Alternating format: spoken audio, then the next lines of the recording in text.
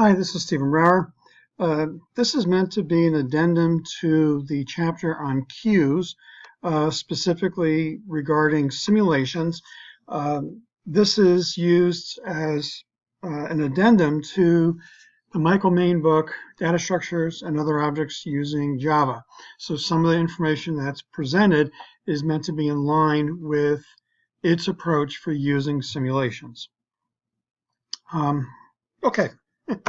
So, in this context, referring to a simulation as being really a representation of a real-world situation where we have items that are awaiting service by we either use the word server or service provider. So, for example, in a grocery store, the items that are awaiting are customers. And they have carts of groceries. The service provider is the cashier, and the service that the customer is looking for is to have the cashier, scan and bag the groceries. The example that's in the book, which the author gives a little bit of code for, is a car wash. And the idea is in the car wash, the items that are waiting are customers and cars. The service provider is the actual washer itself, the thing the cars go into, and the service is the actual washing of the cars. An example that was referred to in the part 1 of the cues is an operating system. Here the items would be the processes that need to be executed. The service provider is the CPU that's going to execute the processes, and the service is the execution of the process.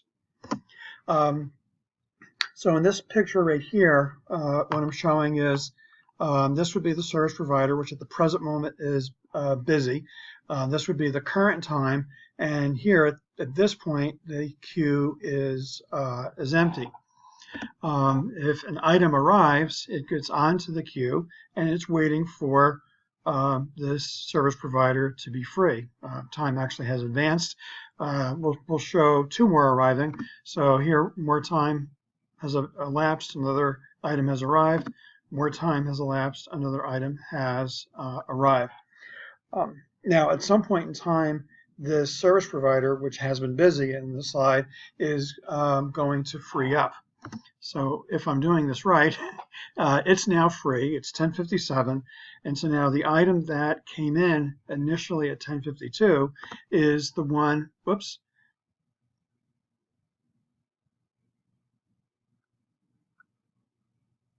Sorry, I was looking at the wrong time. So now it's 10:59, and the service provider is free. The item that's in front is the one that will be removed from the queue, and so it's going to be given service by the service provider. And what we can do is take a snapshot at this point in time and saying, well, the current time is 10:59:21. This item that has arrived at 10:52:03, and so it's been waiting 7 minutes and 18 seconds. The items that were behind it on the queue, they're still in the queue, and since we removed this item from the front, there's now a new front of the queue. And these items will still wait until the service provider here has finished working on this item here. So this is now showing that, let's say the service provider is now free. It's now 11:02, so now it's ready for the next item. So from the front of the queue, this item is removed. And at the service provider now is busy, and this is the snapshot showing the statistics for that item, that it's currently 11:02. It arrived at 10:53, and it has been waiting 9 minutes and 3 seconds. This is just meant to be a little example. Here, showing something else is showing up and waits as well. One of the things that we can use a simulation to look at is average waiting time. And one of the reasons why average waiting time is looked at from a customer point of view, and I think there's been psychology studies based on it, that when a customer is waiting for someone to give them attention, the time that they wait is when they're anxious and upset in a sense, and the second that someone starts helping them, then that anxiety disappears. So in a lot of simulations will look at how long an item has waited for service, and so the focus is there. Yes, the other thing that is also looked at is how long it takes to go through the whole process to finish serving the item that's there. But this one thing we're just showing here is just the wait time. So meaning that at 10:59:21, when this item that arrived at 10:52 started, this has been waiting 7 minutes. What this table here is not showing is how many minutes it took to take this item and finish it through completion. Okay.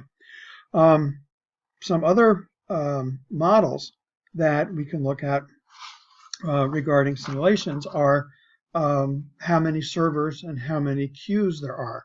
So the prior slides had one queue and it had one server. And by the way, that was the model that the author went through in the book with the car wash, so that the single provider was or service provider was the car wash, and then the queue was the line of cars that were waiting. In this picture right here, what we see is there's multiple service providers. There's only one queue. And so the idea is, well, now that this service provider is free, on the one item in the front of the queue now is going to be serviced by this service provider. In the old days for banks, you would have one line in terms of, you have one queue where the customers would line up, and then multiple tellers in terms of the bank. Airports in the old days would have one very long line and then multiple ticket agents or for checking people in. If we were doing a simulation in this case, then one of the things we might look at is saying, well, how many service providers do we need to add in order to reduce the average waiting time? So that's something that we can do in a simulation, is to then figure out, well, what if we have 4 providers or 5 providers? Does it bring the time down enough? Keeping in mind, from a business point of view, each one of these things costs money. This picture is showing the well, kind of like how a grocery store works, where each service provider, if these are our cashiers, each one has their own queue. So there's one person waiting for this cashier, one person waiting for this cashier. This cashier is free. I just thought the actuality of it, there really should be someone going over here. I apologize. Anyway, but with a simulation here, one thing we can figure out is how many service providers are needed, same as before, in order to reduce the average wait time. The other thing we can check is in terms of like priority queues. So we might have a service provider that only handles, in the case of a grocery store, 10 items or less. And so by doing the 10 items or less, those that don't have that many items won't have to wait as long, because the people in front of them are going to be processed fairly quickly. So a simulation can figure out, well, how many cashiers do we need? How many of them need to be special? And what would those express items be? 10 items or less, 20 items or less, or do we have multiple ones?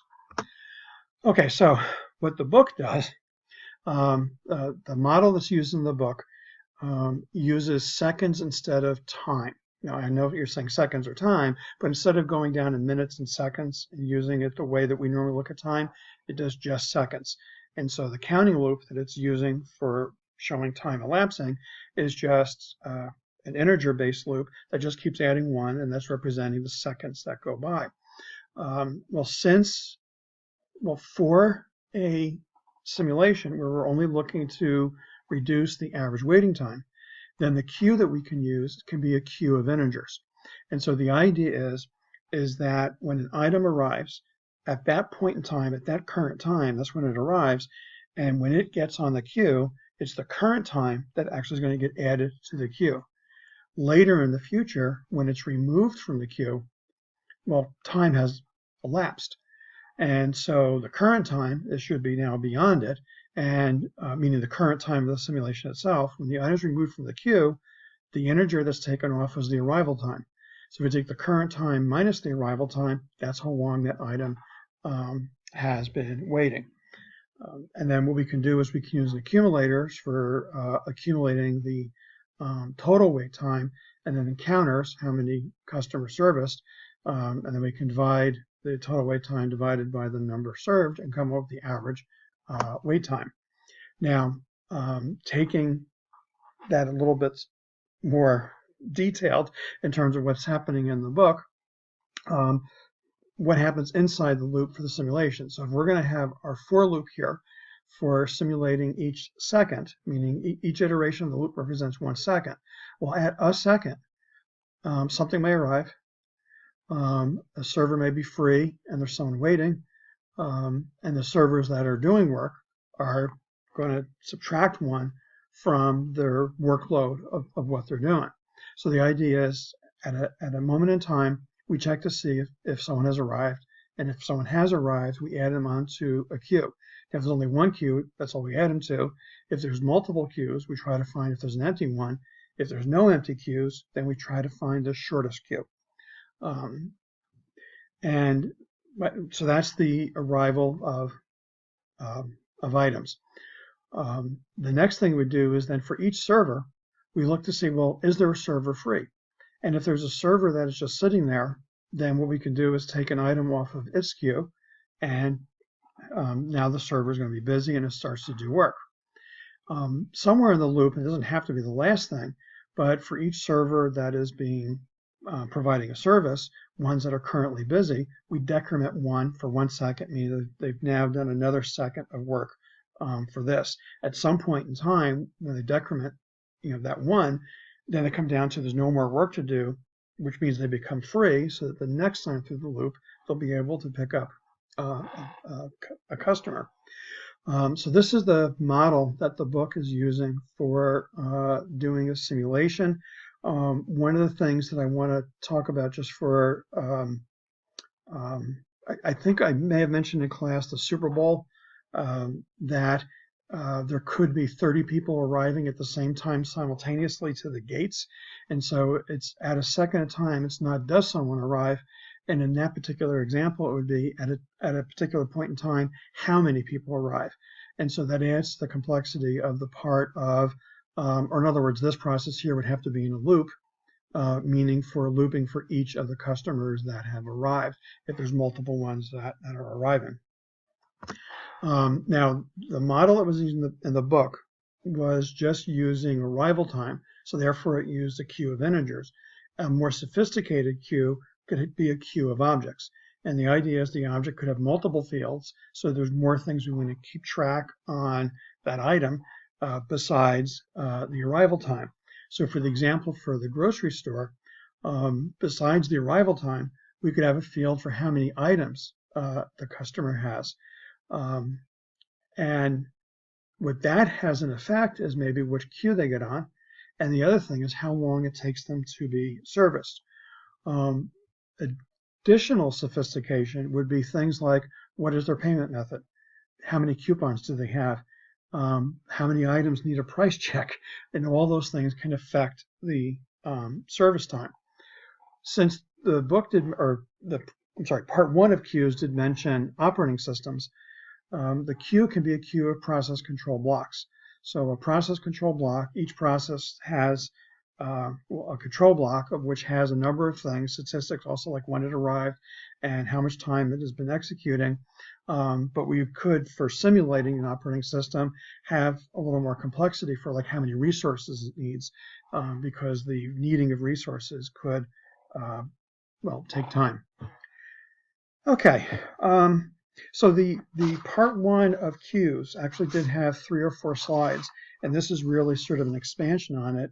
The pictures would have been what I would have done on the board in the class. Well, there it is. What do I do?